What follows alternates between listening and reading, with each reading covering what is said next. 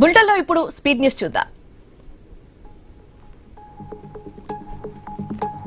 తెలంగాణ, తమిళనాడు రాష్ట్రాలతో పోటీపడి సీఎం చంద్రబాబు నాయుడు ఏపీలో అభివృద్ధి సాధిస్తున్నారని మంత్రి గొట్టిపాటి రవికుమార్ కొనియాడారు.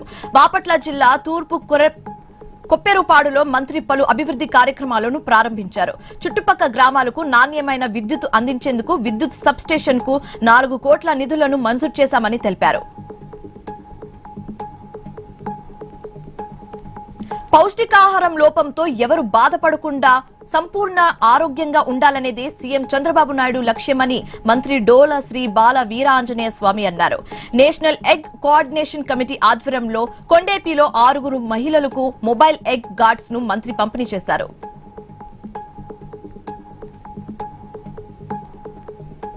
పశ్చిమ గోదావరి జిల్లా మాటేరులో స్వతంత్ర సమర యోధుడు ఉయ్యాలవాడ నరసింహారెడ్డి విగ్రహాన్ని మంత్రి బీసీ జనార్దన్ రెడ్డి, ఎమ్మెల్యే పితాని సత్యనారాయణ ఆవిష్కరించారు. రాయలసీమలో పుట్టిన నరసింహారెడ్డి విగ్రహాన్ని గోదావరి జిల్లాలో పెట్టడం శుభపరిణామమన్నారు. అనంతపురం జిల్లా గుంతకల్లు ప్రాంతీయ పశు సంవర్ధక శిక్షణ కేంద్రంలో అగ్ని ప్రమాదం జరిగింది. ఈ ప్రమాదంలో విలువైన పశువుల మందులు, వ్యాక్సిన్స్ పూర్తిగా కాలి బురదైపోయాయి. 8 లక్షల విలువైన మందులతో పాటు ఫర్నిచర్స్ దగ్ధమైనట్లుగా అధికారులు తెలిపారు.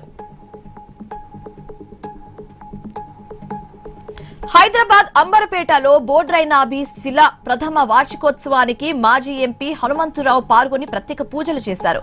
ఈ కార్యక్రమంలో దేవస్థాన సేవా సమితి సభ్యులు, భక్తులు పెద్ద సంఖ్యలో పాల్గొన్నారు. ఆదోనిని జిల్లాగా ఏర్పాటు చేయాలన్న డిమాండ్తో పాటు పెద్ద హరివాణిని మండలంగా ఏర్పాటు చేయాలని జిల్లా సాధన ఐక్య వేదిక సభ్యులు నిరాహార దీక్ష చేపట్టారు. ఈ ఉద్యమానికి మాజీ ఎమ్మెల్యే సాయి ప్రసాద్ రెడ్డి హాజరై ఉద్యమానికి తమ సహకారం అందిస్తామని హామీ ఇచ్చారు.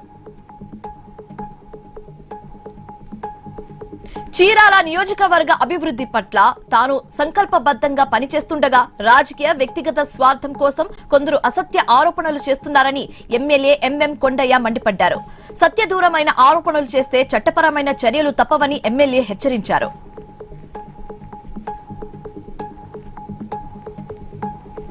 కార్తీక మాసం చివరి ఆదివారం కావడంతో శివాలయాలు భక్తులతో కిటకిటలాడుతున్నాయి. పంచరామ క్షేత్రాల్లో ఒకటైన పశ్చిమ గోదావరి జిల్లా భీమవరం గునుపూడిలోని శ్రీ సోమేశ్వర స్వామి ఆలయంలో సాక్షాత్తు కైలాసగిరిలో ఉన్నట్లుగానే మంచుకొండలను ఏర్పాటు చేసి స్వామివారిని ప్రత్యేకంగా అలంకరణ చేశారు.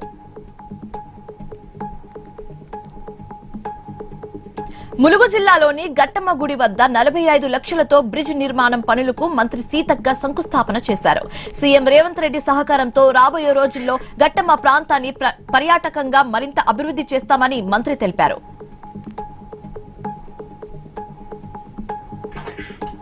Hyderabad outer ring road service road లో గుర్తు తెలియని మృతదేహాన్ని పోలీసులు గుర్తించారు.